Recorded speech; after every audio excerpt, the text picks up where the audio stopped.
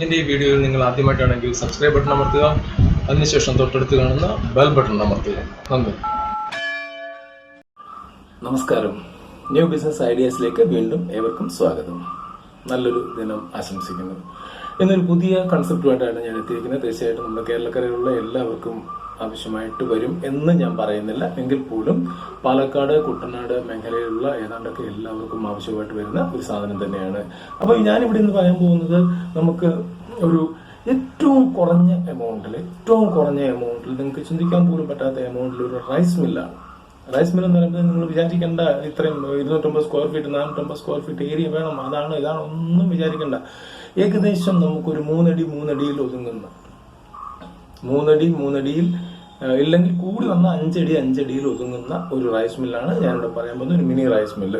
തീർച്ചയായിട്ടും ഇതൊരു ബിസിനസ് ആയിട്ട് എടുക്കുന്നവർക്ക് നല്ല രീതിയിൽ ലാഭം ഉണ്ടാക്കാം. അത് കൂടാതെ തന്നെ വീട്ടിലെ ആവശ്യത്തിന് ഇഷ്ടംപോലെ നെല്ലുണ്ട് പാടത്ത്. പക്ഷേ ഉണ്ടല്ലോ, അത് മെതിച്ച് കുത്തിയെടുത്ത് ചോറുണ്ടാനുള്ള ഭാഗ്യമില്ലാത്തവർക്ക് അവരുടെ സ്വന്തം വീട്ടിൽ ചെറിയൊരു റൈസ് മില്ല് സ്ഥാപിച്ച് സ്വന്തമായിട്ടുള്ള അരികൾ സ്വന്തമായിട്ട് പ്രൊഡ്യൂസ് ചെയ്തെടുക്കാം. അങ്ങനെയും ചെയ്യാം. അപ്പൊ ഈ റൈസ് മില്ലിന്റെ പ്രത്യേകത ഞാൻ ഒന്ന് പറഞ്ഞിട്ട്, ആദ്യമായിട്ട് പറയുന്ന റൈസ് മിൽ എന്ന് പറയുമ്പോഴത്തേക്ക് ഇത് 3 HP മോട്ടറാണ് ഇതിൽ ഫിറ്റ് ചെയ്തിരിക്കുന്നത്. നമുക്ക് സാധാരണ നമ്മളുടെ സിംഗിൾ ഫേസ് കണക്ഷൻ മതി, അല്ലാതെ നമുക്ക് 3 ഫേസ് കണക്ഷൻ ഒന്നും വേണ്ട. സിംഗിൾ ഫേസ് കണക്ഷൻ മതി, വളരെ കുറഞ്ഞ ഏരിയ മതി. അത് ഞാൻ ഓൾറെഡി പറഞ്ഞു കഴിഞ്ഞു. പിന്നെ ഇത് മെഷീനകത്ത് നെല്ല് കുത്തിയെടുക്കാനായിട്ട് നമുക്കൊരു 10 കിലോ കണക്കാണ് ഞാൻ ഇപ്പോൾ പറയുന്നത്. 10 കിലോ നെല്ല് കുത്തി എടുക്കണമെങ്കിൽ നമുക്ക് 3.5 മിനിറ്റിന്റെ ആവശ്യമേ ഉള്ളൂ. നെല്ല് കുത്തി തവിടും ഉമിയും വേർതിരിച്ച് നല്ല പോളിഷ് ചെയ്താണ് ഇതിന്റെ അരി പുറത്തോട്ട് വരുന്നത്. പിന്നെ ഉമി എന്ന് പറയുമ്പോഴത്തേക്ക് അത് തവിട് പ്ലസ് ഉമിയാണ് ക്രഷ് ചെയ്ത് നല്ല പൊടിയാക്കിയാണ് തരുന്നത്. അത് കാറ്റിൽ ഫീഡിന്, കോഴിത്തീറ്റ അല്ലെങ്കിൽ മൃഗങ്ങളുടെ പശുക്കളുടെ തീറ്റയ്ക്കായിട്ട് വേണമെങ്കിൽ അത് വിൽക്കാം, ഇല്ലെങ്കിൽ നമുക്ക് വേറെ എന്തെങ്കിലും ആവശ്യത്തിന് ഉപയോഗിക്കാം. ചകിരിച്ചോറ് പോലുള്ള അതിനുള്ള ആവശ്യങ്ങൾക്ക് ഉപയോഗിക്കാം, ഉമിയുടെ ആവശ്യത്തിന് ഉപയോഗിക്കാം. ഓക്കെ, അപ്പം ഞാൻ പറഞ്ഞത് എന്നാണ്. പിന്നെ ഒരു മണിക്കൂറിൽ നമുക്ക് ഏകദേശം 180 കിലോ അരി വരെ ഇതിനകത്ത് കൊത്തിയെടുക്കാം. അപ്പൊ അങ്ങനെയുള്ള ഒരു ചെറിയ മില്ലിനെ കുറിച്ചാണ് ഞാൻ ഇവിടെ പറയുന്നത്. അത് തന്നെയല്ല, അതിന്റെ ഒരു കുറച്ച് വീഡിയോ ഷോർട്സ് ഞാൻ കാണിക്കാം. നിങ്ങൾക്ക് അപ്പോഴേ മനസ്സിലാക്കുള്ളത് എങ്ങനെയാണ് സംഭവം എന്നുള്ളത്. നമുക്ക് ഏതായാലും ആ വീഡിയോയിലോട്ട് പോകാം.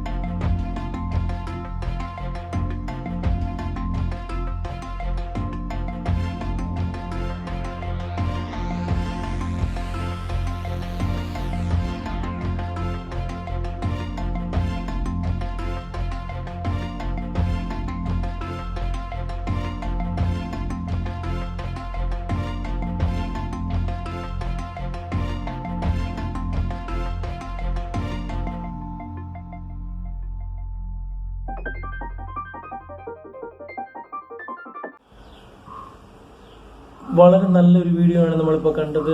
എങ്ങനെയാണ് ഒരു ചെറിയ മെഷീൻ ഉപയോഗിച്ച് അല്ലെങ്കിൽ റൈസ് മില്ല് ഉപയോഗിച്ച് നമുക്ക് അരി കുത്തിയെടുക്കാൻ പറ്റുന്ന, ഇത്രയും പെട്ടെന്ന് കുത്തിയെടുക്കാൻ പറ്റുന്ന നല്ല അടിപൊളി പോളിഷ്ഡ് അരിയാണ് വരുന്നത്. ഒരു തവിട് പോലും പിടിക്കാതെ ആണ് വരുന്നത്.